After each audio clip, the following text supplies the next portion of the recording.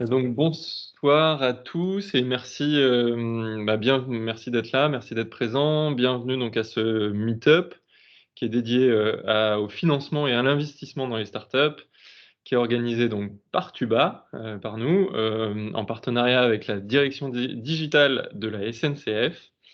Donc nous, on vous remercie tous d'être présents. On remercie également les intervenants qu'on va présenter dans quelques instants, qui ont accepté voilà, de participer à cette table ronde, à ce meet-up. Et on espère voilà, avoir un échange riche et instructif. On l'a dit à l'instant, mais quelques petites consignes en rappel. Donc d'abord les échanges, enfin la table, le meet-up est enregistré, hein, d'où la petite lumière rouge. On demande à tous les participants, sauf les intervenants évidemment, de couper leur micro et de couper leur caméra pour l'instant. Vous avez la possibilité de poser des questions d'ores et déjà, enfin, au cours du meet-up dans le chat.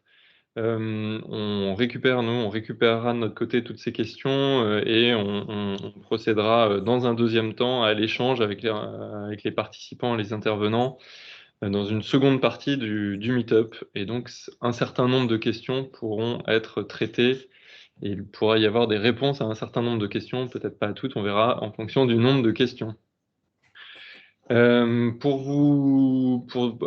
de démarrer aussi, on vous refait une rapide présentation de Tuba. Donc moi, je suis Frédéric Lecoing, le directeur de l'association, et Manon Pali, qui est avec moi, qui est designer de service à Tuba. Tuba, c'est une association donc à Lyon qui a vocation à fédérer les acteurs de toutes sortes, qu'ils soient acteurs publics, privés, collectivités, associations, universités, etc., autour de projets d'innovation urbaine permettant de mieux vivre en ville, en tout cas dans l'espace urbain, et de réfléchir aux opportunités du numérique pour contribuer, aux potentialités du numérique pour contribuer à ces enjeux et à ces projets. En tant qu'acteur de la médiation aussi, on a justement à cœur de partager le regard d'experts, et c'est notamment le cas ce soir, d'experts de ces enjeux du numérique, dans des enjeux urbains, et de les ouvrir au plus grand nombre, de partager ces enjeux au plus grand nombre, d'en faire profiter évidemment les citoyens et ce soir par exemple les entrepreneurs. Au quotidien, on héberge également des startups qui connaissent donc, notamment ces problématiques de financement, et on a aussi eu l'occasion d'échanger avec un certain nombre d'entre elles pour orienter le débat qui va avoir lieu et les échanges qui vont avoir lieu ce soir. Si vous avez, en tant que aussi que PME ou que start-up, sachez que vous pouvez trouver à Tuba aussi un espace de ressources. Il y a notamment des cafés Open PME qui vous sont ouverts au quotidien. Donc, n'hésitez pas à nous contacter aussi ou sur le site internet www.tuba-lyon.com. On va démarrer donc plus directement cette table ronde. On voulait faire une petite introduction en rappelant un certain nombre de chiffres et d'éléments de contexte qui concernent donc l'investissement, le financement et l'investissement dans les startups. Je crois que on l'a vu récemment, enfin, c'est un sujet d'actualité. Les levées de fonds, l'investissement dans les startups sont en train de battre des records avec plus de 100 milliards d'euros en 2021 en Europe, donc consacré à l'investissement dans les startups. La France se situe à la troisième place avec là aussi plus de 10 milliards d'euros, ou en tout cas les plus de 10 milliards d'euros qui vont être atteints en 2021, ce qui est je crois, un record, un nouveau record pour la France, qui se situe derrière le Royaume-Uni et l'Allemagne. Ce qu'on peut constater aussi, ce sont des cycles de financement qui sont de plus en plus courts, qui se raccourcissent en tout cas, et des montants d'opérations qui sont de plus en plus importants. on aura l'occasion, je pense, d'en discuter avec nos intervenants. On le voit, et en illustration, par exemple, de ce fait, c'est que les levées de fonds dans la fintech, par exemple, ont triplé en 2021. Donc, on voit qu'il y a un effet où il y a une tendance, je ne sais pas si elle est lourde ou si ou elle se prolongera dans le futur. Là aussi, on aura l'occasion d'en discuter, mais en tout cas, c'est une tendance intéressante à relever en cette année 2021. Parmi les secteurs aussi identifiés comme les plus contributeurs à cette hypercroissance ou à cette croissance de l'investissement, c'est le secteur deep tech et tout ce qui concerne les projets qu'on va appeler à impact. Là aussi, je crois que c'est assez révélateur d'un certain nombre de mouvements, de mutations en cours dans notre société, dans nos sociétés. Et là aussi, je crois que nos intervenants auront des choses à dire sur ce sujet. On va aussi, pour redonner un peu d'éléments de contexte, parce que c'est pas toujours simple de s'y repérer dans ce paysage-là. Mais là encore, on aura sûrement beaucoup plus d'explications tout à l'heure. On peut identifier plusieurs types, plusieurs sources de financement, que ce soit les financements bancaires, évidemment, la love money, donc ça c'est plutôt les proches, la famille d'un entrepreneur, d'une startup qui vont apporter un certain nombre de financements. Le financement participatif, donc le crowdfunding qui est ouvert à tous. On peut aussi distinguer le capital amorçage et le capital développement, donc selon les phases de développement d'un projet ou d'une startup. Parmi les acteurs aussi, on peut identifier des business angels, donc plutôt des individus qui vont investir des fonds propres pour soutenir des startups au potentiel jugé important, des venture capital qui vont investir aussi dans les startups. Ce n'est qu'une petite partie enfin, c'est qu'une partie de toutes les solutions existantes. Dans ce parcours, donc, il y a des acteurs comme la BPI et les banques qui sont souvent identifiés prioritairement par les banques, notamment en phase d'amorçage. Mais on va bien sûr ce soir s'interroger sur ce qu'il en est de ces financements, de ces sources d'investissement, de ces investissements dans les startups, quels sont les dispositifs qui existent, comment les solliciter aussi et à quel moment. On va essayer d'avoir 4 temps.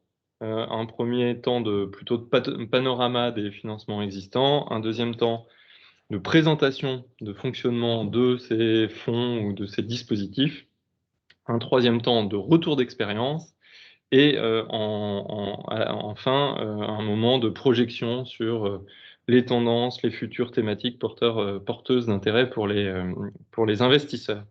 On va avoir à peu près 1 heure de table ronde et puis ensuite une demi-heure de questions-réponses. On en profite donc enfin pour présenter nos 4 intervenants. On va commencer par Lucas Rudolph, bonsoir, qui est directeur des investissements chez 574 Invest, donc le véhicule d'investissement de la SNCF. Bonsoir Lucas. Bonjour à tous.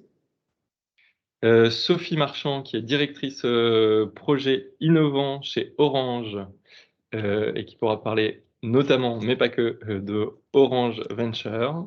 Bonsoir Sophie. Bonsoir à tous. Merci d'être présente. Quentin Mulaton, qui est Investment Manager chez Demeter, donc la société de gestion Demeter. Bonsoir. Hein. Et Thomas Bossan au CIC, qui représente donc les banques, les banques ce soir, qui est chargé d'affaires, entreprises et innovation au CIC. Bonsoir Thomas. Et merci de participer.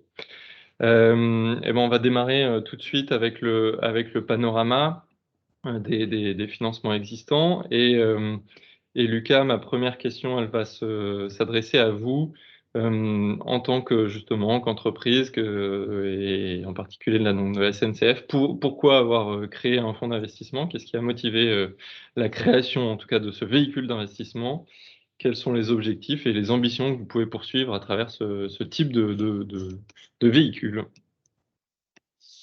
Peut-être juste revenir un petit peu sur la jeunesse, parce que ça s'est pas fait en- du jour au lendemain. Le groupe SNCF, mais comme je pense que tous les grands groupes français s'intéressent aux startups depuis quand même pas mal de temps.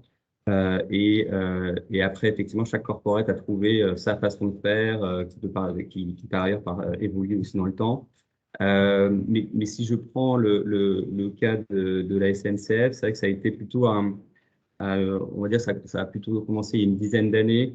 Ça remonte, c'était presque un autre monde, puisqu'on en reparlera après, mais tout s'est très accéléré il y a 4-5 ans et les choses évoluent encore très vite là, tous les 6 mois.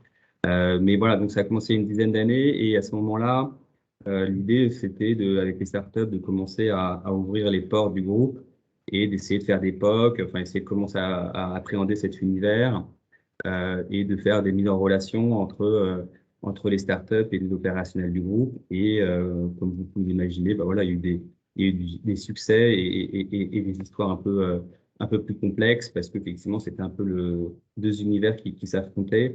Et ensuite, bien évidemment, je pense qu'on a évolué les grands groupes et aussi les startups.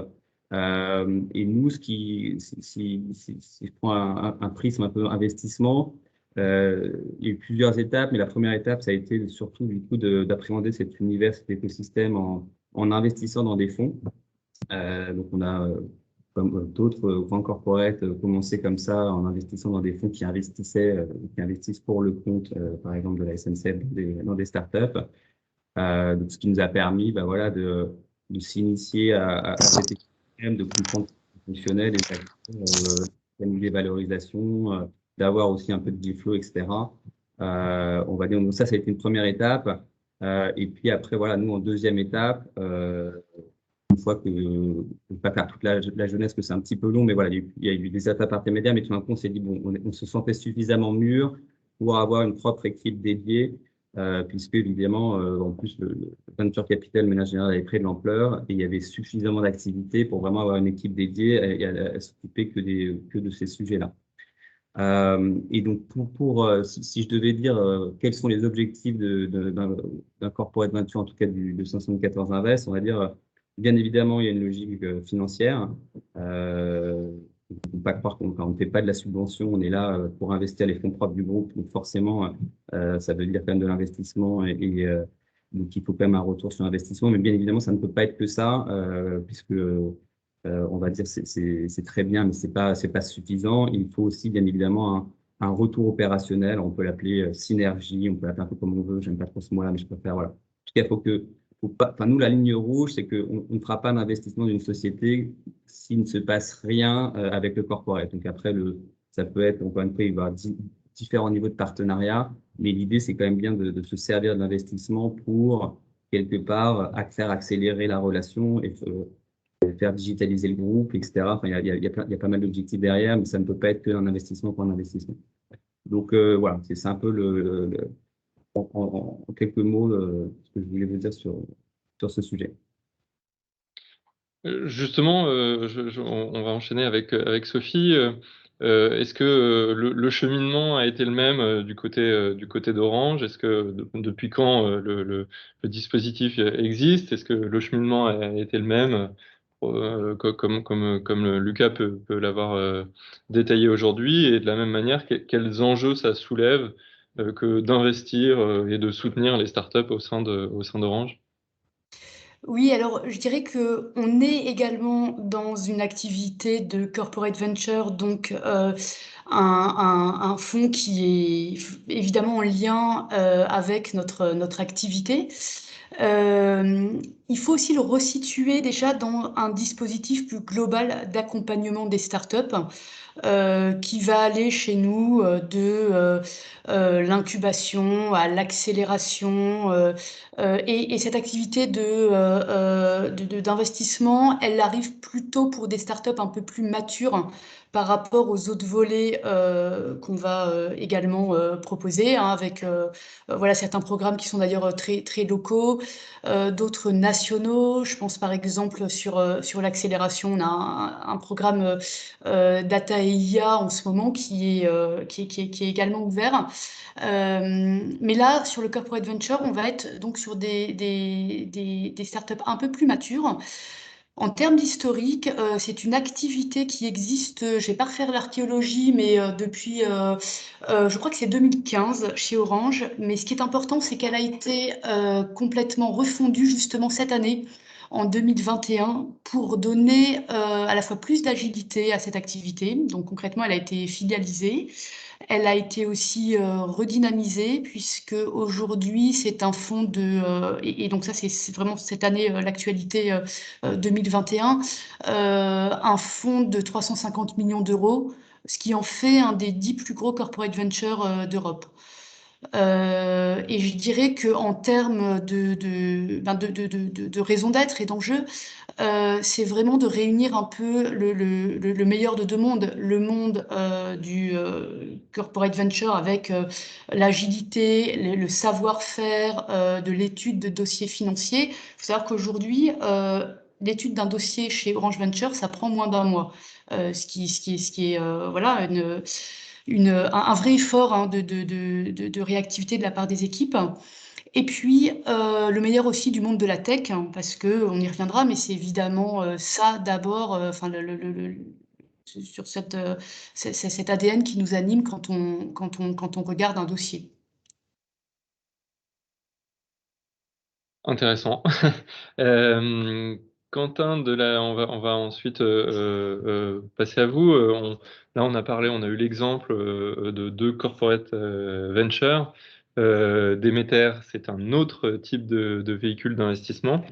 Est-ce que vous pouvez nous en présenter justement la spécificité et nous dire aussi sur quel territoire et sur quel sujet vous allez peut-être aller de manière prioritaire? Bien sûr, encore merci pour l'invitation ce soir. Donc, Demeter est une société de gestion indépendante qui a été créée au début des années 2000 avec un axe et un pari pris très fort d'investir uniquement dans les startups, PME et projets de la transition écologique. Et bien avant que ce thème ne devienne vraiment central, on est très connu en France et en Europe pour être l'un des pionniers dans le capital investissement. Le groupe a historiquement investi beaucoup à l'origine dans les nouvelles énergies et le bâtiment, et puis petit à petit, c'est vraiment diversifié sur différents secteurs et différentes maturités d'entreprise. Demeter, en quelques chiffres, c'est une société de gestion qui gère un peu plus d'1 milliard d'euros sous gestion, avec une quarantaine de collaborateurs en France et en Europe.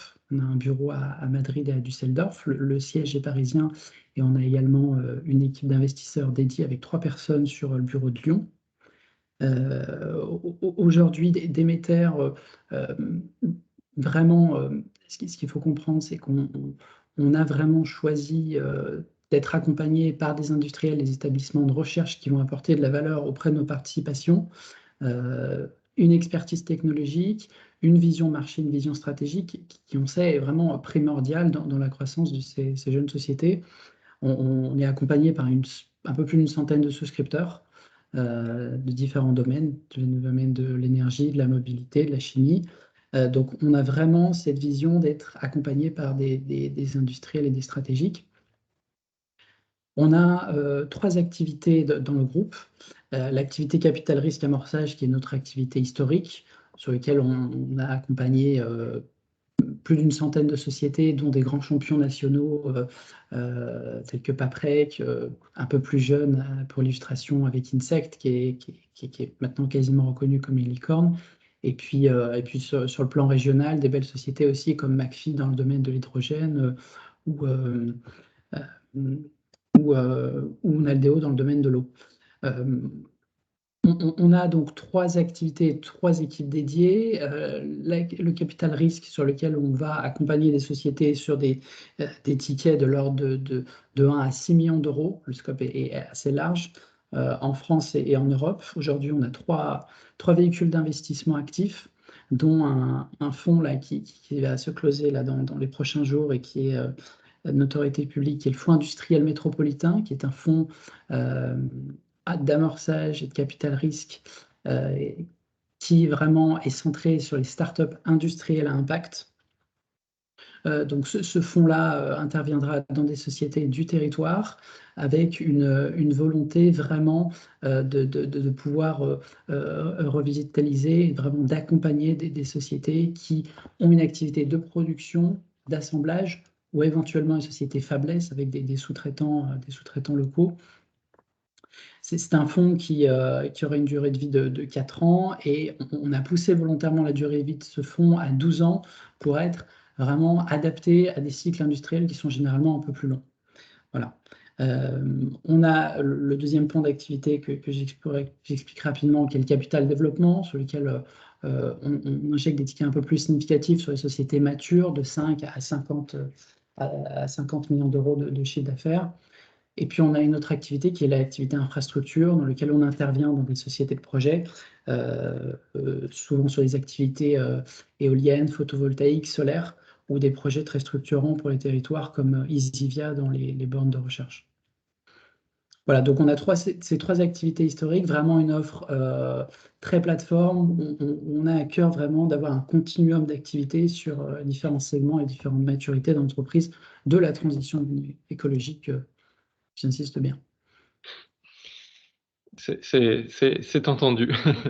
On a eu 3 exemples, effectivement, déjà différents hein, de types d'investissement, enfin de structures d'investissement et d'orientation. On l'a évoqué au tout début, et finalement, les banques sont aussi probablement un des premiers interlocuteurs vers lequel les startups peuvent se tourner.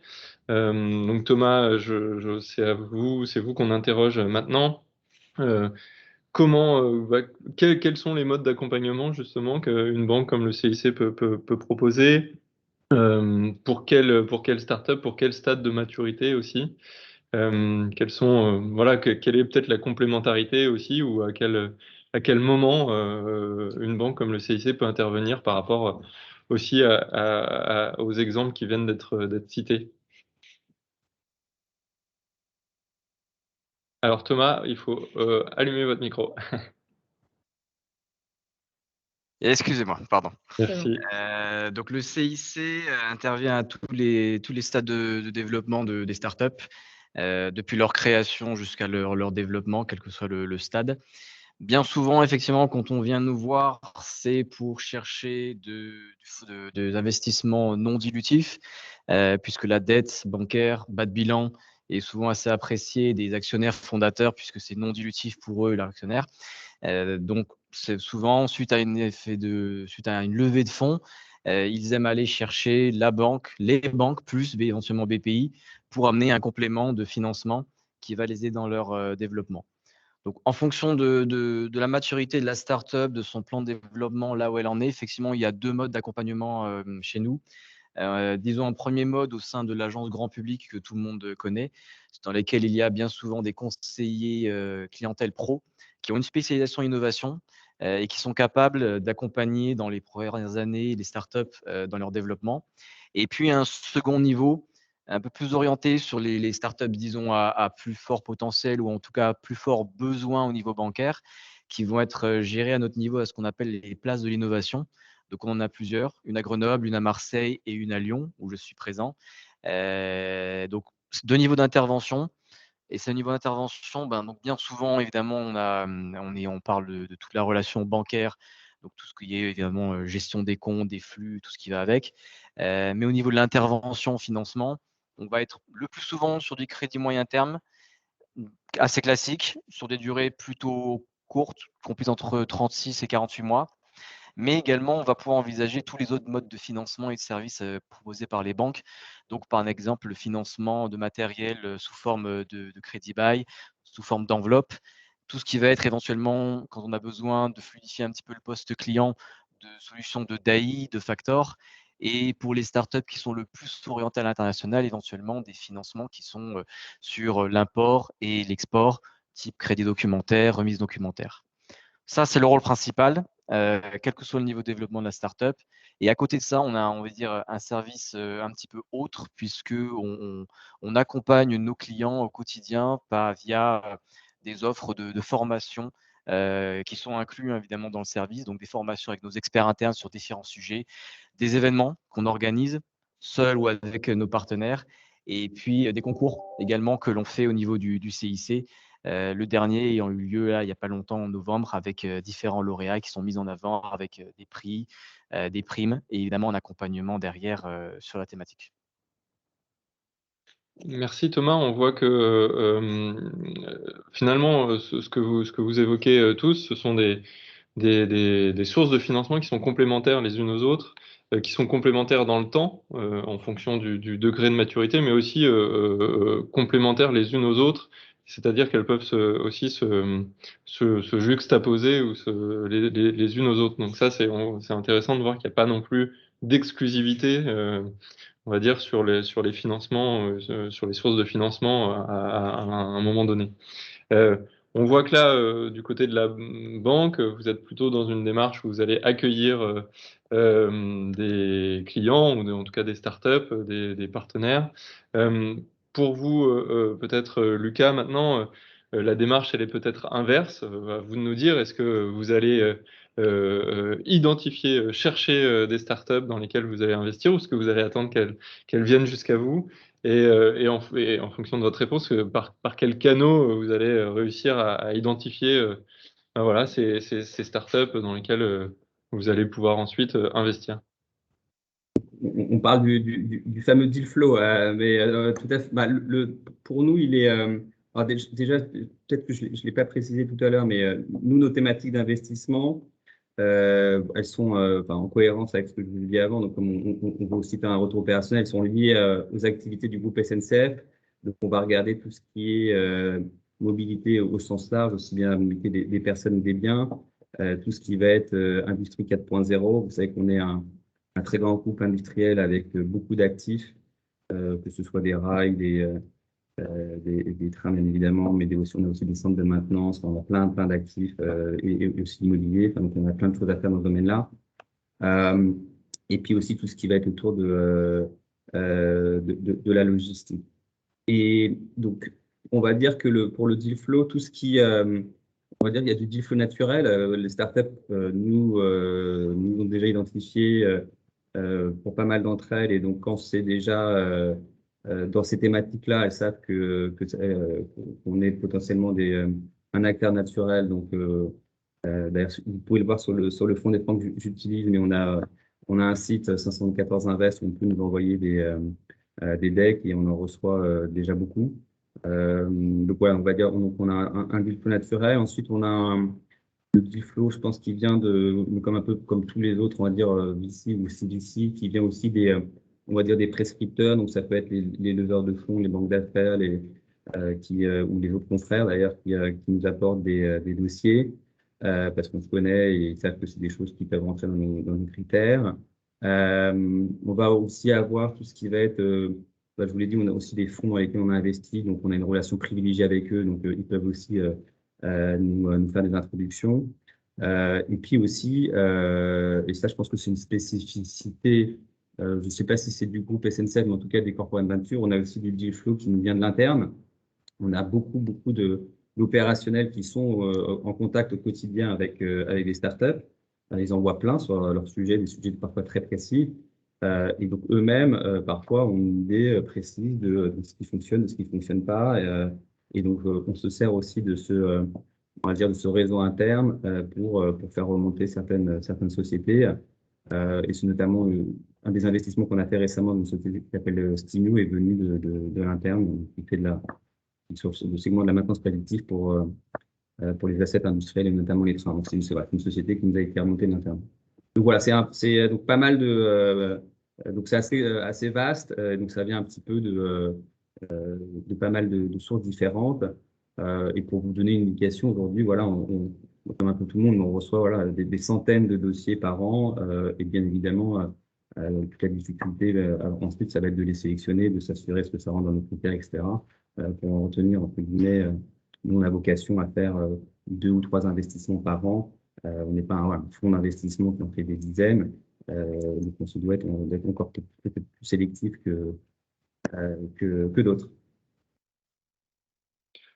Sophie, de la même manière, merci Sophie, est-ce que vous aussi, combien peut-être de dossiers vous recevez chaque année et combien d'investissements ça va donner lieu? Vous nous avez dit que les délais de traitement en tout cas étaient très courts, vous aviez une forme d'engagement là-dessus. Ça, c'est peut-être ma première question. Et la deuxième, c'est comment vous allez déterminer les investissements les plus judicieux, quels vont être peut-être les critères sur lesquels vous allez vous baser chez Orange pour faire des choix dans la multitude sûrement de dossiers reçus. Alors, je vais segmenter ma réponse par géographie, puisque je ne l'ai pas dit d'ailleurs tout à l'heure, mais notre fonds a une activité mondiale, mais enfin surtout Europe et Afrique, parce que ce sont les géographies où Orange est présent en tant qu'opérateur de réseau. Sur l'Afrique, il y a eu cette année une dizaine de dossiers dans lesquels on a investi. Alors, je ne sais pas vous dire combien il y a eu de candidatures, hein. Je peux vous dire, je crois que c'est 11 investissements réalisés sur l'Afrique, avec une particularité qui est, mais je vais pas m'étendre parce que c'est pas trop le sujet, qu'en Afrique, on va accompagner plus des startups qui sont en phase d'amorçage. Là où, si je viens maintenant un petit peu sur notre territoire et sur la France, alors il y a eu 4 investissements cette année, dont Brut, peut-être le média social pour citer un nom qui est connu. Pour le coup, en France, on va être plutôt donc sur des séries B, séries C, donc des startups un peu plus matures. L'exception qui existe à cette règle, et ça rejoint un peu votre question, c'est lorsqu'une startup est amenée par une business unit d'Orange. C'est-à-dire que si une startup travaille déjà avec une business unit d'Orange, on va, voilà, peut-être parce qu'il y aura aussi une proximité de fait qui s'établit, plus facilement considérer une startup un peu moins mature, mais avec laquelle on aura fait un POC qui a été concluant et avec laquelle on a envie de travailler. En termes de secteur, d'ailleurs, je ne l'avais pas non plus précisé, mais c'est assez logique. On est sur des startups qui ont une dimension tech, à savoir, alors d'abord notre cœur de métier, hein, réseau, mais aussi IT et cyber. Donc là, on est un peu sur les enablers, nous, de l'industrie 4.0, avec l'IoT également. Et puis, également, les secteurs qui sont pour Orange des secteurs de diversification. Et là, je pense à la santé, où on est très actif avec également un programme d'accélération Future for Care qu'on partage avec Sanofi et Generali. Le gaming, là, sur un secteur plus grand public. Et puis les fintech, puisqu'avec Orange Bank, ça fait partie aussi de nos sujets de diversification. Et puis la nouveauté aussi de cette année, milieu d'année il me semble, c'est le lancement d'un fonds Impact, qui est un fonds de 30 millions d'euros, pour le coup destiné à des startups à impact. Où l'impact doit être vraiment l'objet premier de la startup. Et quand on dit impact, on va regarder plus précisément 3 sujets qui sont le soin à la personne, l'inclusion et le climat. Donc ça, c'est un fonds, on va dire, assez jeune, qui est voilà, dédié à ces sujets. Et sachant que peut-être pour donner un petit peu de perspective, comme je vous l'ai dit, c'est un fonds qui a été refondu cette année, et ce vers quoi il va s'orienter dans les prochaines années, ça va être notamment la santé est un secteur qu'on va renforcer dans nos activités. Et c'est un fonds qui se veut aussi demain un peu plus européen. Donc ça, c'est plutôt pour les filiales Orange présentes dans les autres pays d'Europe, mais aussi en France plus régional. Donc là, je suis contente de pouvoir le dire ici, puisque on a envie de ne pas avoir un prisme trop parisien dans cette activité et d'être capable effectivement de venir, et ça fait partie aussi de mes activités, sourcer un peu plus de start-up dans les différentes régions. Merci, je rebondis enfin, à nouveau, je vous repose quand même la question sur les critères. Là, vous avez parlé effectivement Merci Frédéric. des éléments, non, mais des éléments sectoriels et c'est important. Et sur les critères, est-ce qu'il y a vraiment des points très spécifiques que vous allez regarder, que vous allez étudier, sur lesquels vous allez être particulièrement attentif avant le choix, quoi, avant de faire un choix? Oui, alors je dirais, bon, il y a évidemment la viabilité économique hein, de l'activité, mais ça c'est, on va dire, classique dans ce type de dossier.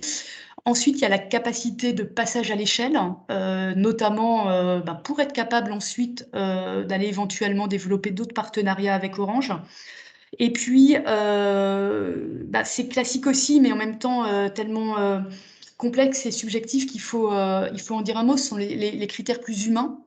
Euh, Évidemment, tout d'abord, en ce qui concerne le créateur lui-même de la start-up, alors évidemment, on va regarder l'expérience, la capacité de leadership, mais aussi peut-être par exemple la notion de volonté dans la personnalité même du créateur. Et puis, au-delà du créateur, il y a l'équipe. Alors l'équipe qui doit être à la fois complémentaire et cohérente. Et derrière l'équipe, je mets un critère aussi de confiance. Et là, c'est important, je pense, de préciser que cette confiance, elle doit être réciproque. Et c'est peut-être aussi un message pour tous ceux qui cherchent aujourd'hui des investisseurs, c'est que, bien sûr, il faut que votre investisseur ait confiance, qu'il a envie de travailler avec vous, mais la réciproque est vraie aussi parce que vous faites entrer quelqu'un à votre capital. Et il faut voilà, s'assurer que le dialogue il sera constructif et que vous aurez envie de partager la suite de l'aventure avec cet investisseur. Lucas, Quentin, est-ce que par rapport à ces critères-là, vous avez, si vous rebondissez là-dessus, est-ce que vous vous situez dans les mêmes types de critères? Est-ce qu'il y a d'autres éléments qui vous paraissent importants? Oui, alors, et disons que des critères, il y en a un certain nombre, très clairement. Sophie a parlé de l'équipe, a parlé de la rentabilité. Ce qu'il faut comprendre, c'est que je prends l'exemple d'une société de gestion qui porte différents véhicules d'investissement pour le compte de souscripteurs privés ou publics. Ce qu'il faut comprendre, c'est que la première contrainte pour un investisseur de ce type-là, et pour Demeter notamment, c'est cette contrainte de liquidité. Euh, et, et de facto, le risque d'illiquidité, c'est le premier risque pour un investisseur. Il faut bien comprendre que lorsque on accompagne et on investit dans une société, faut vraiment le voir comme on prend souvent une image du mariage à durée déterminée. C'est-à-dire que lorsqu'on investit une société, 4, 5, voire 7 ans après, il y a cette contrainte de liquidité pour nous. Et en général, dans les différents véhicules d'investissement, j'en ai parlé tout à l'heure, les durées de vie sont de 10 ans. Et on peut, dans le cadre, nous, de certains fonds, dont le fonds industriel dont j'ai parlé, on l'a poussé à 12 ans pour avoir une liquidité qui est plus en adéquation avec les besoins du marché, les besoins des startups. Donc cette liquidité, nous, on la trouve évidemment en premier lieu chez Demeter auprès d'acquéreurs stratégiques. À peu près 60-75% de nos cessions d'actions qui se font auprès de corporates, différents secteurs. Ensuite, on la trouve auprès du marché, de l'introduction en bourse. Et dans une moindre mesure auprès d'autres fonds d'investissement, ce qu'on appelle l'investissement secondaire, notamment sur des fonds de capital développement, pour porter le développement ensuite à d'autres ambitions. Ça, c'est le premier point. Le deuxième Et je dirais le deuxième, je parlais plus de contraintes, mais en fait, c'est plus le fondement même de notre métier, c'est la notion de performance financière, et c'est pas un gros mot, c'est pas un gros mot.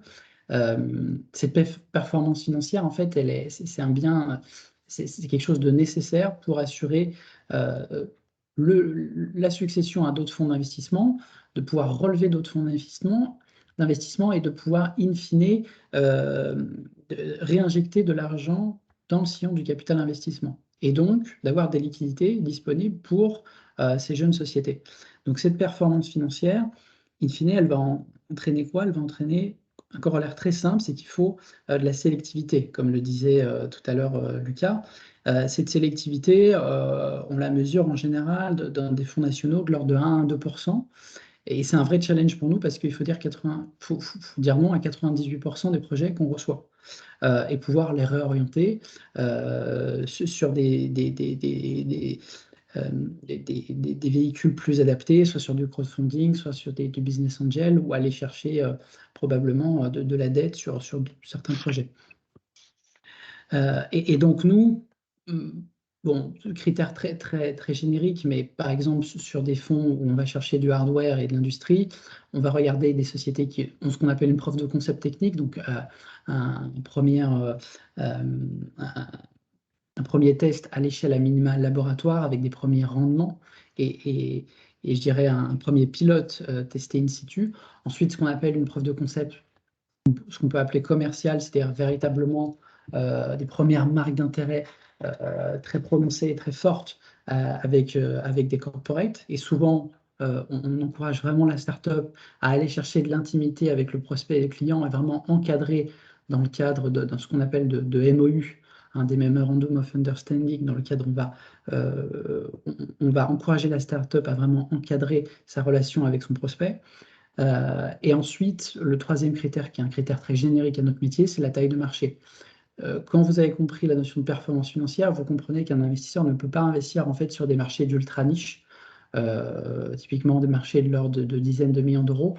Pourquoi? Parce que si vous appliquez des ratios d'emprise de 1 à 5, voire 10% pour une société donnée, vous comprenez que lorsqu'on investit 1, 2, 5 millions d'euros dans une startup, si ce marché est adressable et de l'ordre de 1 à 5 millions d'euros, l'équation ne boucle pas. Donc voilà un peu, et ces critères-là, ils sont liés, comme je disais, à vraiment cette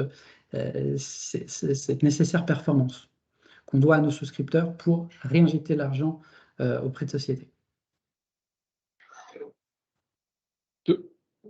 Ouais, Lucas, vous vouliez peut-être rajouter. rajouter. Beaucoup de choses qui ont été dites, donc je ne vais pas les répéter, mais juste peut-être effectivement, pour un corporate venture, parfois il pourrait peut-être y avoir cette vision enfin nous, alors, effectivement, comme on n'est pas une société de gestion, on n'a pas cette nécessité obligatoire, presque réglementaire, de rendre l'argent aux souscripteurs au bout de 5-7 ans, enfin, en fonction des fonds.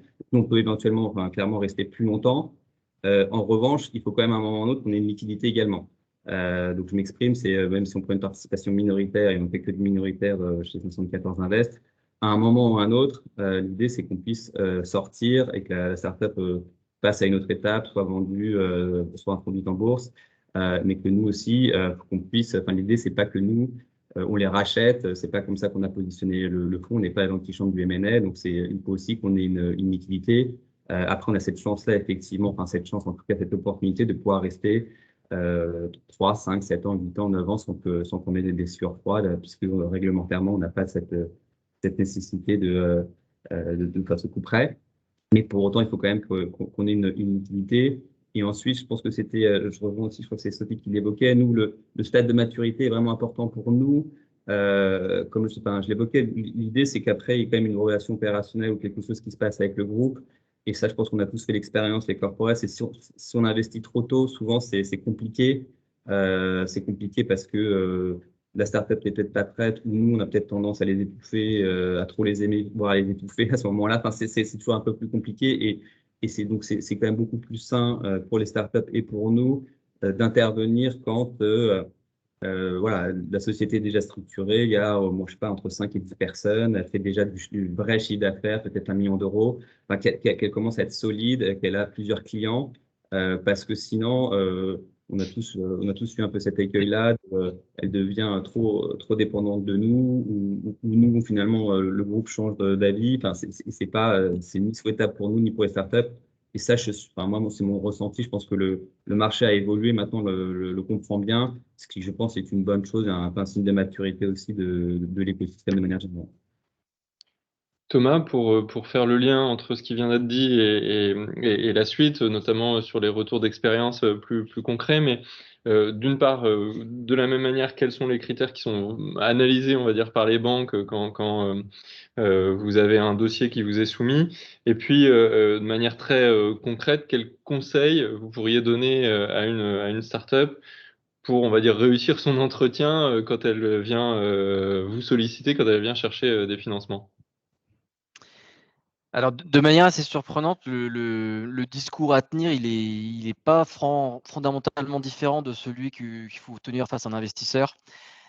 Pourquoi? C'est parce qu'en fait, l'analyse d'une startup chez nous est assez différente de ce que l'on fait sur une entreprise classique. Sur une entreprise classique, pour faire très simple, on regarde sa rentabilité, éventuellement les projets dans lesquels elle investit, ce que ça peut donner comme potentiel, et derrière, on analyse sa capacité à rembourser le crédit. Donc, en fait, on analyse le risque crédit. Sur une startup, bien souvent, ce n'est pas l'atteinte de la rentabilité qui permettra de rembourser le crédit. Donc, on ne peut pas se fier à ce genre de critères-là, même si on regarde bien sûr tout un tas de ratios liés notamment aux fonds propres. Donc en fait, on a une approche qui est assez multicritère et notre objectif est d'essayer de déterminer dans quelle mesure la startup va être en mesure de, à nouveau, quand elle en aura besoin, lever des fonds à 1, 2, 3, 4 ans. Donc en fait, atteindre ces différents milestones, parce que c'est cette future levée de fonds qui permettra de rembourser une bonne partie de la dette, la dernière, voire les 2 dernières années de la dette. Donc sans être des investisseurs, on étudie aussi tous les critères liés à la fois aux produits, au stade de développement, au marché, l'actionnariat, l'accompagnement qu'ils ont. Et bien sûr, on passe un petit peu de temps sur le business plan qu'on essaie entre guillemets, triturer en tout cas les hypothèses, les comparer par rapport aux autres clients, aux autres startups qu'on a pu voir passer pour essayer éventuellement de faire un worst case scénario et de se dire, voilà, avec l'argent levé, avec les fonds récoltés auprès de subventions de BPI, d'autres banques et d'autres acteurs, combien de temps est-ce que, avec son cash burn, la startup tient? Si elle atteint une certaine durée minimale, chez nous on estime à 14-18 mois, alors on estime que potentiellement, si elle est sur la bonne lancée, elle peut aller atteindre ses prochains milestones et donc à nouveau intéresser des investisseurs qui seront prêts à nouveau à remettre au repos alors si on était sur du business angel, peut-être sur une série A, sur eBay, série C, sur lequel on fera à nouveau éventuellement un effet de levier. Donc globalement, le discours, il est à peu près similaire. Transparence bien sûr de l'information. Et derrière, votre banquier se chargera globalement de poser les questions et les informations qui lui manqueront, il vous les demandera. Pour faire la suite aussi, mais de votre côté, je poursuis avec Thomas, pardon, mais est-ce que il y a une relation spéciale qui va être créée avec les startups dans lesquelles, enfin, que vous allez accompagner? Est-ce que cette dimension aussi humaine qu'on a pu déjà évoquer, elle est présente dans ces relations-là? Ah oui, elle est même fondamentale, hein, parce que effectivement, le porteur de projet, son caractère, sa volonté aussi de faire face aux situations qui, quand elles vont être difficiles, à s'accrocher au projet, à trouver des solutions, font une bonne partie de la relation bancaire. C'est avant tout une relation de confiance parce qu'on est là, évidemment, pour l'accompagner depuis sa création, mais dans l'optimal, on va l'accompagner toute sa vie et on va toujours être présent à ses côtés. Donc effectivement, on est là plutôt sur le long terme et les relations que l'on préfère, entre guillemets, ce sont celles où on est en toute transparence, que ce soit les bonnes comme les mauvaises nouvelles. On préfère être informé de la mauvaise nouvelle et derrière, on peut se dire que la confiance fait que on fera confiance sur le développement, sur les enjeux, les perspectives. Évidemment, quand on est parfois amené à découvrir des situations du jour au lendemain avec parfois des demandes de faire des prêts pour faire des bridges, on est nettement moins en confiance parce qu'on est parfois mis devant le fait accompli. On n'est pas dans les conseils de surveillance, on n'est pas au bord des sociétés, donc on n'a pas accès à une information aussi riche que celle-là. Donc voilà, transparence un maximum. La relation fait beaucoup de choses. Ne pas hésiter à faire régulièrement des points, ne serait-ce que pour informer, parce que ça fait partie de cette relation bancaire-là qui met votre banquier en confiance et qui derrière fera que quand vous lui présenterez des chiffres, si vous tenez vos BP, si l'information que vous lui présentez s'avère réelle, ça donnera confiance. Et l'historique que l'on aura avec vous fera partie des points qui seront évidemment vus, revus et qui feront partie de la prochaine décision d'un comité qui pourra se référer à ça, quoi, bien sûr. Ouais, la relation de confiance, elle est importante dans la relation tout court. De la même manière, Sophie, vous l'avez évoqué un peu tout à l'heure, mais quelle relation vous allez construire aussi avec les startups que vous allez, dans lesquelles vous allez investir? Est-ce que vous pouvez aussi nous partager justement un exemple d'investissement dans une startup qui est particulièrement marquant, impactant? Vous avez parlé aussi justement pour l'impact, mais de ce nouveau fonds. Donc, je ne sais pas si vous avez déjà suffisamment de retours et d'exemples concrets, mais voilà, ça peut être intéressant d'avoir votre retour d'expérience sur ce sujet. Vous avez parlé de Brut aussi. Voilà, comment se construisent ces relations-là entre Orange et les startups?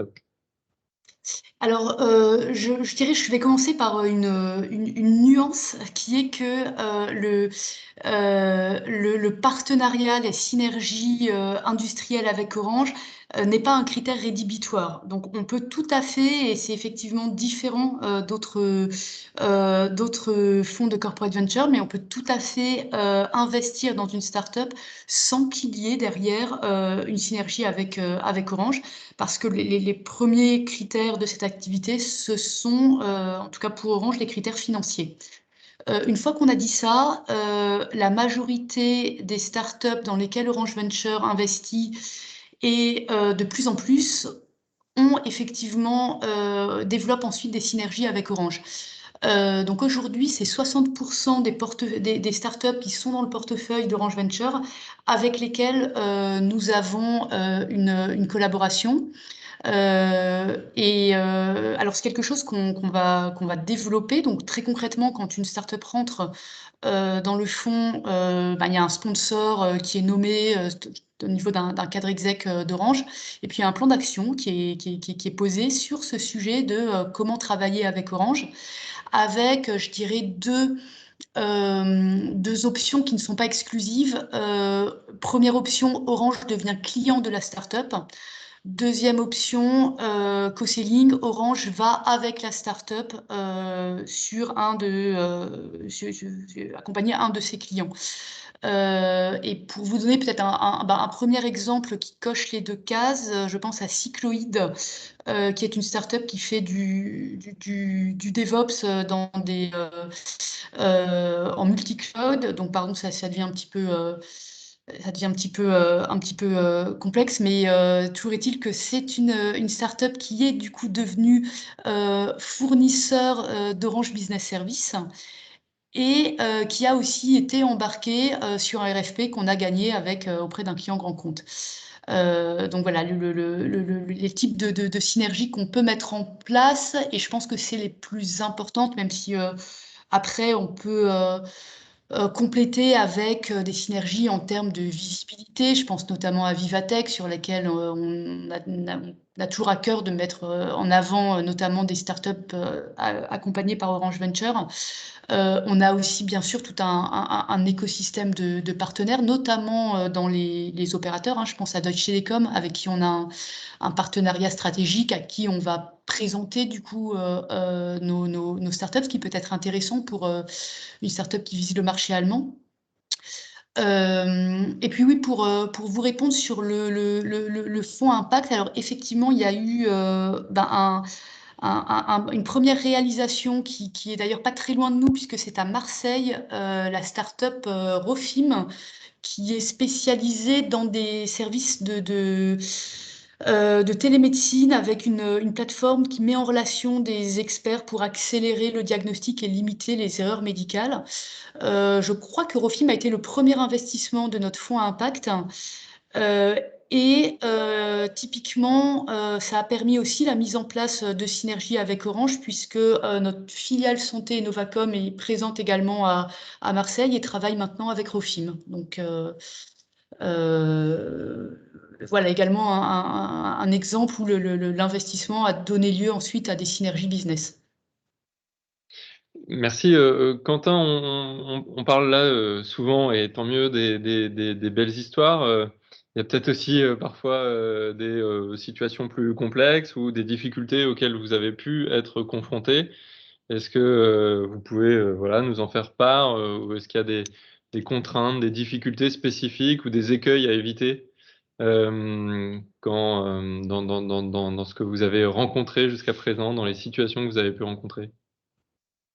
Alors, les contraintes spécifiques à notre métier, je les ai évoquées tout à l'heure, hein, encore une fois, qui sont des contraintes très, très, très génériques à tout investisseur, la notion de liquidité et de performance.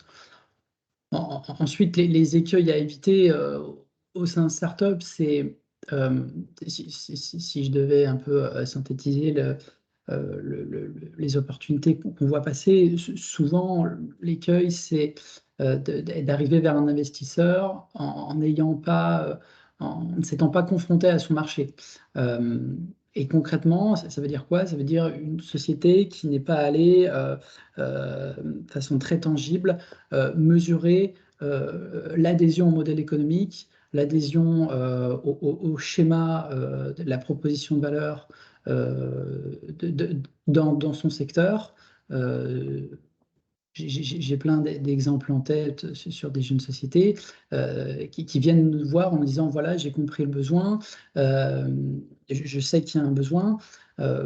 Par contre, très souvent, l'élément lacunaire, c'est l'adhésion au modèle économique, la capacité à avoir cette préhension sur un volume marché et derrière également, je dirais, la fenêtre temporelle, c'est-à-dire à quel horizon véritablement tel ou tel prospect va adhérer à la proposition de valeur. Et tout à l'heure, je parlais de marques d'intérêt qu'on pouvait formaliser dans des éléments contractuels non engageants, qui s'appellent des MOU, et qui ont vraiment cet intérêt de pouvoir circoncire très fortement cette proposition de valeur au sein d'un contrat avec un prospect. Donc vraiment, moi, si j'ai vraiment un conseil à donner aux jeunes start-upers, c'est de ne pas segmenter la phase j'ai un concept, ensuite je développe mon concept sous forme de produit ou de service, et ensuite je vais voir le client. Non, tout ça doit se faire vraiment dans une notion de transversalité et voilà, vraiment le fait que le client ne doit pas être la troisième roue du carrosse et la troisième élément de la pierre qui arrive à la fin. Il faut vraiment le faire dès que possible et les fonds sont vraiment très demandeurs de cela. Ok.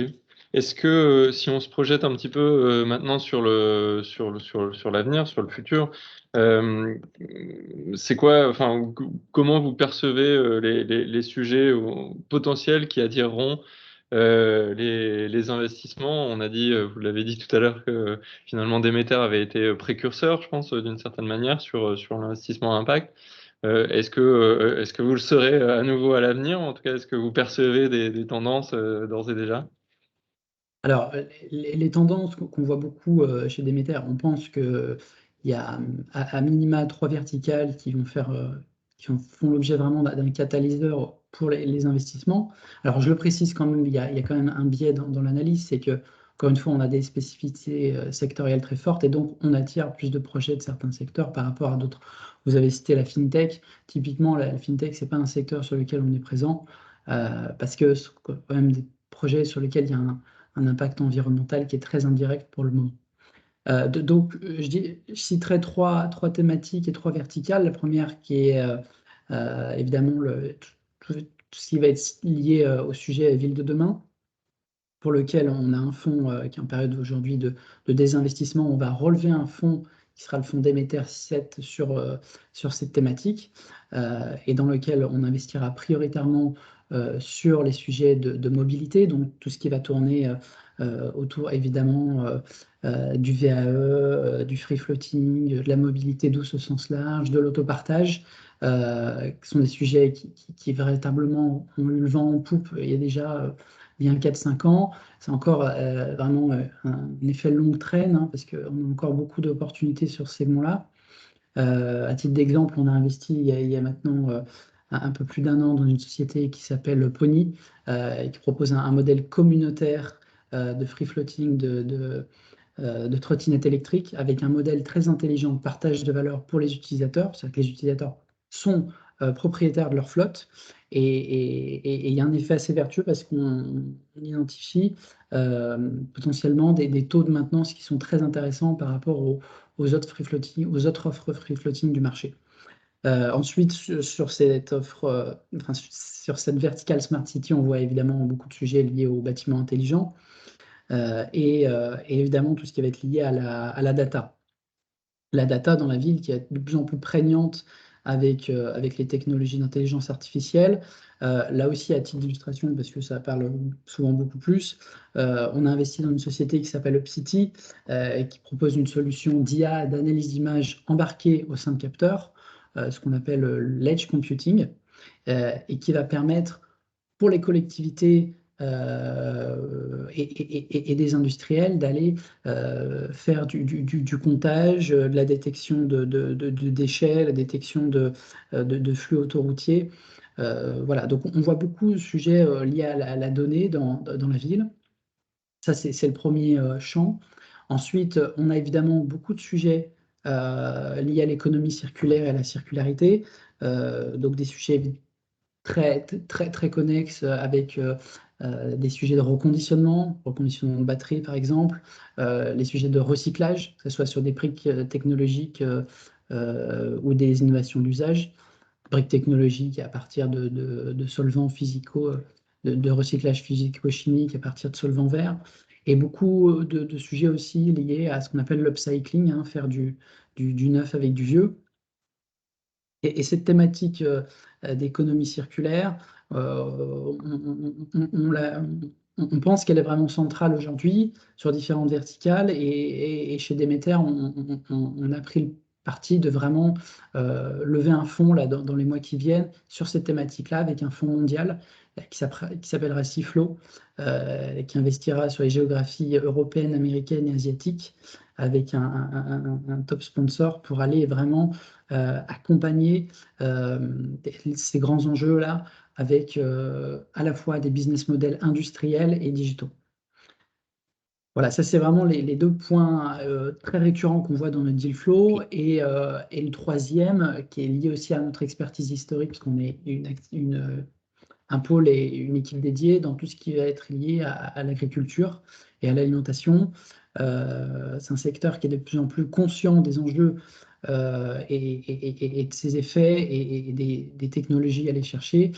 On a un fonds pour illustration qui s'appelle Agri-Innovation, qui va chercher à déployer une force de frappe dans tout ce qui va être sujet lié à la robotique agricole, les sujets de biocontrôle, de biointrants, de réduction des phytosanitaires, avec toujours un barycentre, évidemment, transition écologique.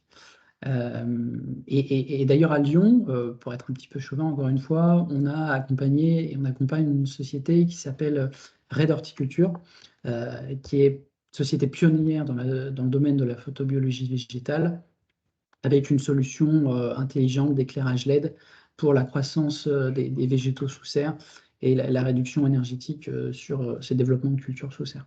Voilà, donc c'est vraiment ces trois thématiques qu'on voit beaucoup. Il y en a d'autres qui apparaissent. Le gouvernement a déployé des fonds, et il y aura un effet d'écoulement sur la filière hydrogène qui va se voir de plus en plus. Vous avez parlé de FinTech. Voilà, il n'y a pas que ces trois secteurs, mais c'est vrai que chez Demeter, on le voit beaucoup sur l'impact, hein, très clairement. Ok, Lucas, du côté de la SNCF, vous nous avez dit qu'il y avait un prisme sur évidemment les secteurs mobilité, industrie 4.0. Est-ce que la SNCF a identifié des enjeux sur lesquels elle aimerait se positionner pour les années à venir? Est-ce que il y a des velléités de mouvement sur d'autres thématiques, sur d'autres verticales, comme on a pu l'évoquer? Très clairement, hein, je pense que mais en lien avec ce qu'a dit Quentin, tout ce qui est mobilité et même les sujets de la ville de demain sont des sujets qui sont et qui resteront proches de nous encore un certain temps. Donc, ça restera, on va dire, le socle quand même de notre activité. Ensuite, effectivement, il y a le sujet de plutôt Industrie 4.0 Deep Tech sur lequel en tout cas, nous, on espère que les choses vont accélérer. C'est vrai que c'est pas les sujets les plus simples, et notamment quand on parle de venture capital sur ces sujets-là, c'est toujours un peu plus complexe parce que voilà, c'est des cycles de vente plus longs, c'est des capex. C'est un mot qui souvent est presque vu comme un gros mot pour certains confrères.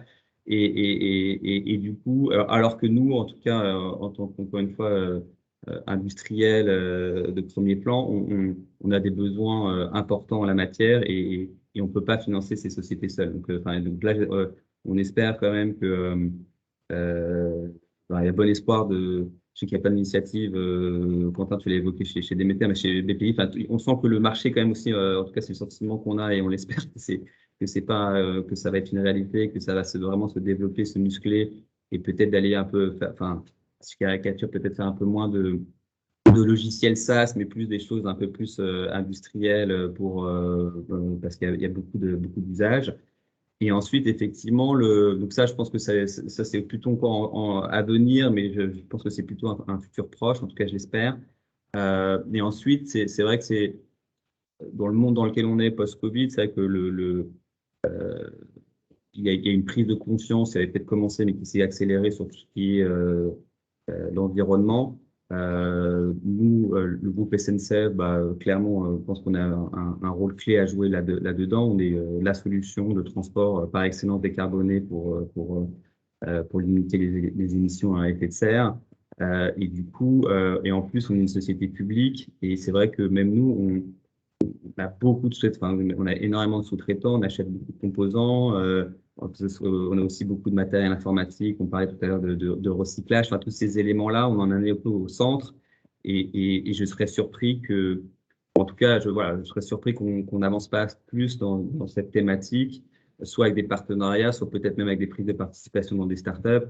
Je pense que j'ai le sentiment que aussi, le deal flow est en train de se structurer. On voit de plus en plus de jeunes maintenant qui se lancent sur ces thématiques-là et qui veulent en faire des idées et des vraies sociétés. Donc voilà, ça peut tout à fait aussi un autre rentrer dans nos thématiques, j'imagine, parce que ça a du sens pour une société comme la nôtre de soutenir, surtout en plus sur l'écosystème, on va dire, français sur ces thématiques-là. Merci. Avant de passer peut-être aux questions, et je rappelle à tous que vous pouvez comment dire intervenir, en tout cas donner vos questions, notamment via le chat. D'abord, on vous remercie d'être intervenu, d'avoir pris ce temps-là de débat. Est-ce qu'il y a un dernier mot? Une fois encore, avant de passer aux questions, est-ce qu'il y a une chose que vous aimeriez peut-être rajouter ou un complément d'information ou de précision que vous aviez envie de porter? Pas forcément. Sur les signaux, aussi peut-être sur les signaux faibles ou sur l'avenir. Est-ce qu'il y avait des éléments que vous aviez envie de rajouter? C'est bon, on a fait le tour. On passe, je vous propose Pardon, ouais, Quentin. Non, peut-être juste pour moi, parce que en ce qui concerne Demeter, encore une fois, le tropisme qu'on a pris dès le départ, comme je vous expliquais sur la transition écologique énergétique et l'industrie durable, faut pas. Je pense qu'en ce moment, on en fait beaucoup sur l'impact. Faut bien comprendre que toutes les startups, les jeunes sociétés et les PME n'auront pas un impact évident. Et il n'y a rien de plus énervant pour un investisseur de voir un projet qui n'est pas à impact, vraiment à arriver sur un projet qui finalement, dont la finalité n'est pas impact, et de trouver des effets indirects. C'est-à-dire que, je ne suis pas très clair, mais il y a plein de projets, très beaux projets dans le logiciel, dans le service, qui n'ont pas cette vocation impact, et c'est normal.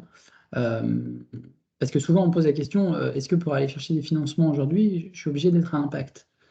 Ma réponse aujourd'hui, c'est non. Donc, je veux dire, il y a des sujets qui ont cet impact qu'on appelle natif, où en générant du chiffre d'affaires, vous allez avoir un impact évident, mais vous avez plein de sujets logiciels et des beaux sujets sur lesquels vous n'avez pas un impact de base et c'est normal. Donc, les projets qui ont d'autres perspectives et d'autres impacts, là, pour le coup, moins orientés environnementaux ou sociétaux, ont quand même un bien fondé, très clairement. Et je pense qu'aujourd'hui, on les met sur le devant de la scène parce que c'est vrai qu'il y a beaucoup de progrès à faire dans différents secteurs, mais voilà, l'impact n'est pas, pour certaines startups, une finalité en soi, et c'est Ouais, il ne normal. faut pas chercher de l'impact pour juste faire Exactement. beau dans les dossiers. Merci aussi de cette précision. Je crois que on va avoir quelques questions. Je vous rappelle de vous manifester soit à travers le chat, soit en levant la main. Je crois qu'on avait une première question de Claude Escala. Si vous voulez bien poser la question, vous présenter, poser la question. Claude. Bonsoir, vous m'entendez? Oui. Oui, donc c'était une question sur des startups industrielles. Bon, en l'occurrence, moi j'ai créé une société il y a presque 7 ans qui s'appelle SupraWays, qui propose un système de mobilité autonome aérienne guidée, c'est-à-dire qu'ils vendent des véhicules sans conducteur qui vont passer au-dessus des voies routières, ferroviaires ou fluviales. Nous sommes sur un projet assez capitalistique. On a une première victoire puisqu'enfin nous avons le financement d'un POC là, qui va commencer au prochain semestre. Donc c'est une rude bataille pour arriver à lever des fonds quand vous avez des projets ambitieux qui ne sont pas très court terme et qui ne rentrent pas forcément d'ailleurs dans des feuilles de route comme les feuilles de route des filières ferroviaires ou automobiles. En l'occurrence, nous sommes exactement entre les deux mondes. Donc la question est comment on peut aider ces startups à déjà être auditées et à être jugées sur leur modèle économique et sur leur potentielle faisabilité. Parce que ça m'intéresse. Nous pensons être réellement faisables. Et comment les aider à passer d'un TRL 4.5 à un TRL 7.8.9 en les prenant à la bonne hauteur dès le départ. Sinon, c'est soit de l'épuisement. Alors, je vous rassure, moi, je ne suis pas du genre à m'épuiser, mais c'est quand même un risque. Et puis, soit peut-être un départ si on trouve des pays qui nous attirent avec d'autres types de risques d'ailleurs. Voilà, donc c'est une question très claire pour ces startups capitalistiques à forte ambition et en l'occurrence à fort impact. Merci.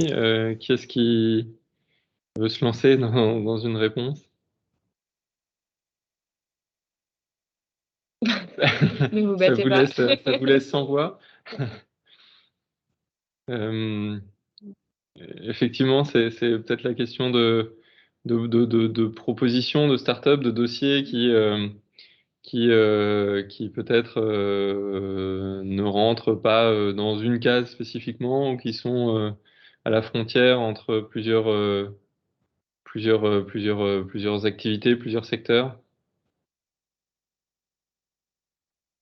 Lucas, peut-être? Ouais, c'est là où, nous, c'est typiquement des sortes de sociétés qui sont, en tout cas, moi, c'est plutôt à titre personnel, hein, je ne parle pas pour 180. C'est difficile de voir ce genre de société peiner à lever des fonds, là où pour certaines autres, c'est beaucoup, beaucoup plus facile. Mais c'est, entre guillemets, ça, c'est un constat. Ça n'enlève rien à la qualité, à l'engagement des équipes de management. Mais voilà, moi, la solution, elle doit venir du marché, entre guillemets, quelque part. Donc, nous, ce qu'on essaie de faire, je pense, au niveau du groupe SNCF, en tout cas, c'est d'avoir des initiatives et de faire des projets avec ces sociétés-là et de les développer ou de les aider tel qu'on peut. Après, le sujet du financement capitalistique, on est encore un autre sujet, et ça revient un peu au propos que je disais il y a peut-être une dizaine de minutes, qui, à date, est encore un peu en tout cas, c'est un peu mon ressenti, qui est un petit peu, qui n'est pas le sujet le mieux couvert par par le capital risque de manière générale sur la place actuellement.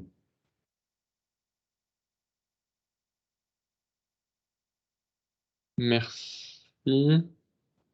Est-ce que on poursuit, on enchaîne éventuellement avec d'autres questions? Ne soyez pas timide.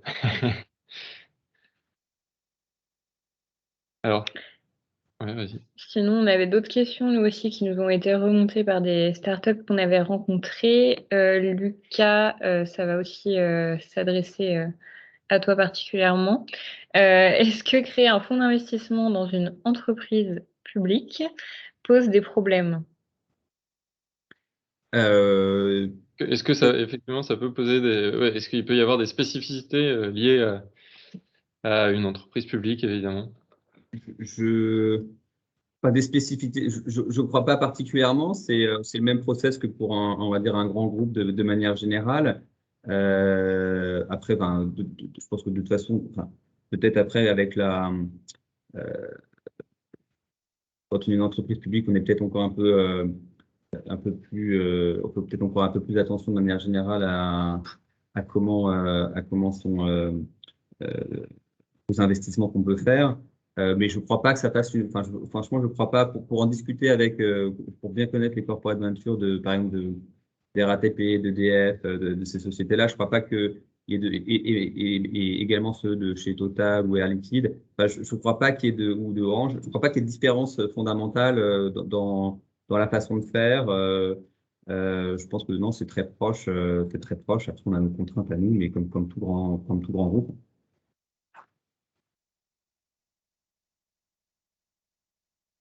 Oui, il peut y avoir, mais enfin, merci de cette réponse. Il peut y avoir des questions sur pourquoi une entreprise publique investit de l'argent. Bon, la question, elle peut se poser. Quel retour sur investissement elle en attend, ou est-ce qu'elle doit attendre un retour sur investissement? Mais vous l'avez évoqué déjà là maintenant, et puis pendant l'heure qui vient de précéder. Est-ce que on avait d'autres questions?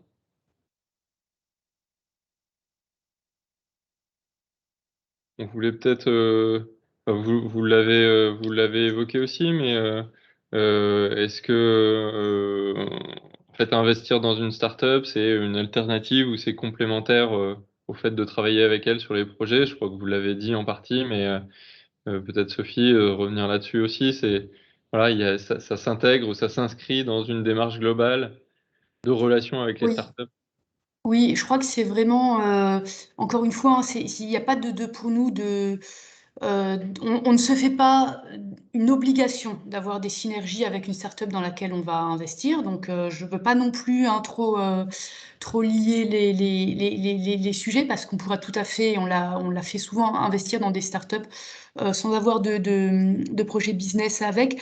Maintenant, je crois qu'il y a vraiment une complémentarité, et j'ai même envie d'élargir un peu la réponse au-delà de l'investissement.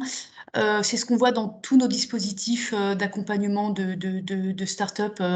Je l'évoquais rapidement en introduction, mais on a certaines activités qui sont plus, pour le coup, qui ont plutôt pour objectif d'aider l'innovation et la co-innovation dans nos secteurs d'activité, avec voilà, des dispositifs de soutien à des entrepreneurs, des dispositifs d'accélération.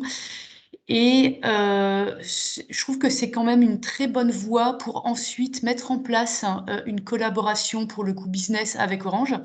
Et puis on sait que c'est quand même la première chose qu'on a fait. On a fait des études sur le sujet, mais je pense que tout le monde, c'est une évidence pour tous les professionnels du sujet, la première chose qu'une start-up attend de la part d'un groupe industriel, c'est d'abord du business, soit parce que ce grand groupe sera client, soit parce qu'il va lui ouvrir des marchés. Avant le mentoring, l'expertise et toutes les choses qu'on peut apporter, c'est d'abord ça qui est attendu. Donc, et là, on est effectivement en plein dans la recherche de synergie qu'on va aller chercher une fois qu'on aura peut-être aussi un peu plus fait connaissance avec la start-up, même humainement d'ailleurs. Mais je pense que c'est vraiment la voie, c'est pas la seule voie, mais c'est quand même la meilleure voie pour aller développer une activité business avec un grand groupe, en tout cas chez Orange, que de rentrer dans un programme de collaboration start-up au sens large du terme, je dirais. Ok. Dernier appel aux questions qui pourraient se poser dans la salle virtuelle en tout cas. Est-ce qu'il y avait d'autres questions que vous aviez envie de poser? Profitez-en, vous avez la chance d'avoir 4 intervenants qui sont là prêts à répondre à vos questions, donc n'hésitez pas. Sinon, moi j'allais vous poser aussi une dernière question, c'est si tout simplement, si les startups veulent vous contacter, comment elles font, à qui elles vont s'adresser, où est-ce qu'elles vous retrouvent? Thomas, peut-être, pour démarrer. Oui, déjà en poussant la porte de l'agence, on ne se cache pas. Non, alors plus sérieusement, vous avez évidemment les canaux classiques, LinkedIn, les emails, téléphone. Sur le site du CIC, vous avez aussi une possibilité de déposer une demande de rendez-vous en précisant votre besoin, ce que vous souhaitez. Mais de manière globale, quoi qu'il arrive, en poussant à peu près n'importe quelle porte d'une agence CIC, si eux ne sont pas spécialisés sur l'innovation, ils sauront où, entre guillemets, nous trouver, nous, les chargés d'affaires spécialisés, et derrière, nous demander notre avis ou nous réorienter derrière. Donc, globalement, voilà, tous les canaux sont à peu près bons. Parfait, donc si on peut se déplacer et venir vous rencontrer, c'est possible, pas comme ce soir. Tout à On fait. peut venir, Et on puis, peut encore venir dans les agences. on peut avec un masque, on peut, ouais. Très bien. Et après, on est présent sur à peu près tous les événements, notamment sur la région lyonnaise, mais tous les événements liés à l'innovation, il y a des chances que le CIC y soit et que vous m'y trouviez aussi. Donc, c'est aussi des éléments où on peut échanger ensemble sans problème. Parfait. Sophie, je crois que vous avez partagé le lien du site de Venture, www.ventures avec un s.orange.com, si je dis pas de bêtises. Effectivement, c'est évidemment,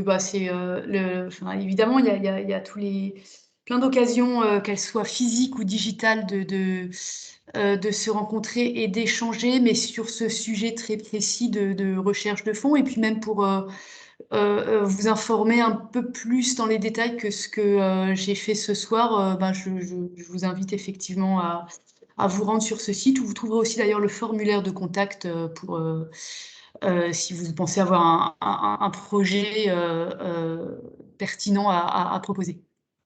Et on a bien compris que les dossiers étaient étudiés sous un mois. C'est un engagement fort. Exactement. Merci. Quentin, peut-être aussi, je crois que le site Demeter-im.com d'ailleurs, je crois. Tout à fait. Alors, Mais je suis même très transparent. Je vais vous donner mon adresse mail directement dans la barre d'échange. Je fais un petit peu ma promo du moment. Donc, l'équipe lyonnaise s'installe sur le site industriel de l'usine à Lyon-Paris, qui va être une grande plateforme industrielle auprès de différents corporates, Bosch Rexroth. On va être à côté de Boostit et la ruche industrielle, ce qui est très clairement assez fort et symbolique par rapport à la thématique du fonds industriel. Vous pouvez nous joindre ensuite via différents canaux très classiques, via LinkedIn, et quelle que soit la porte que vous poussez, l'investisseur que vous contactez, comme je disais, on est est près de 40 aujourd'hui. On vous réorientera de façon la plus adaptée en fonction du fonds et de la maturité de votre société.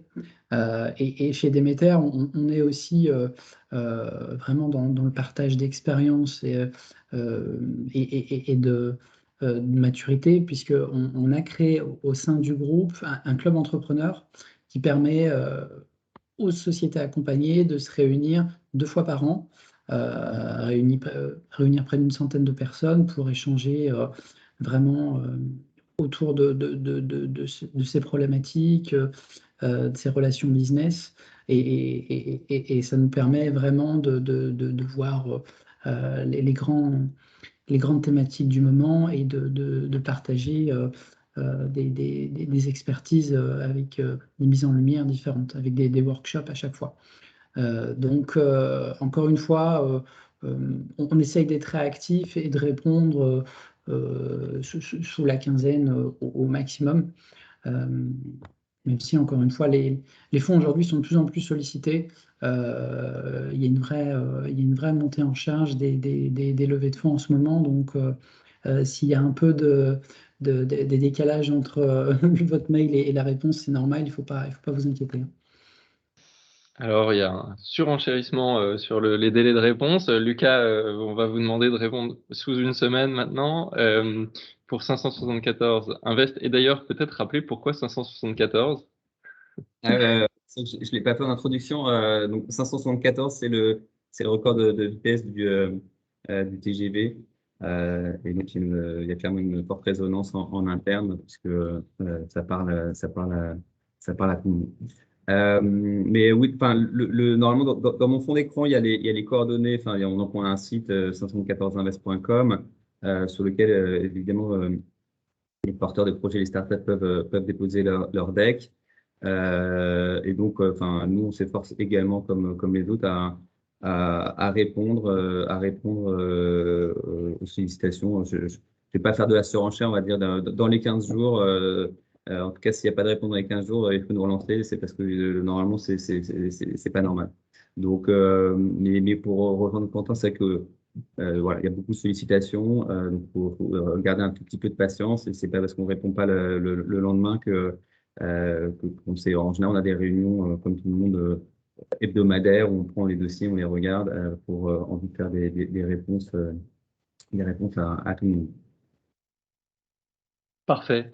Une fois encore, on vous remercie énormément d'avoir accepté le principe de cette discussion, de cette table ronde, y compris à distance du fait du contexte et des circonstances. Merci pour ces échanges et merci pour ces contacts-là aussi qui pourront être partagés. On remercie évidemment donc la direction digitale de la SNCF pour avoir co-organisé ce moment et ce temps d'échange. Je rappelle, comme on l'a dit, que ce temps d'échange était enregistré, et donc ce qui fera l'objet d'une vidéo qui pourra être partagée aux inscrits de ce meet-up. Et ça fera aussi l'objet d'un article sur le site de Tuba dans les prochains jours, sous une semaine, sous 15 jours, évidemment très rapidement. Et puis vous pouvez suivre évidemment l'actualité de Tuba sur les réseaux sociaux en particulier. Voilà, je vous remercie une nouvelle fois, sauf si vous vouliez rajouter un dernier mot. Peut-être juste un dernier mot, je ne l'ai pas précisé. Moi, je suis basé à Paris, mais voilà, on a fait un investissement dans une société nantaise et on serait ravis de le faire dans d'autres régions, mais notamment à Lyon. Enfin, voilà, il n'y a pas de sectarisme, au contraire, donc sentez-vous libre. Très bien. Ben, on vous attend aussi à Lyon une prochaine fois. Avec plaisir. Merci à tous. On met, je crois, un terme à ce meet-up. On vous remercie beaucoup d'avoir participé, d'avoir été à la fois intervenant et participant. On espère que ça aura été utile et instructif. Et on espère à très bientôt au Tuba en particulier. Et on vous souhaite, je crois, de bonnes fêtes de fin d'année. Voilà. Et une bonne année. Voilà. Merci à vous, Merci Dominique. beaucoup. Merci à vous également, Frédéric. Merci. À très Merci. bientôt. Merci à Merci à tous. tous. Merci au Tuba. Très bonne soirée.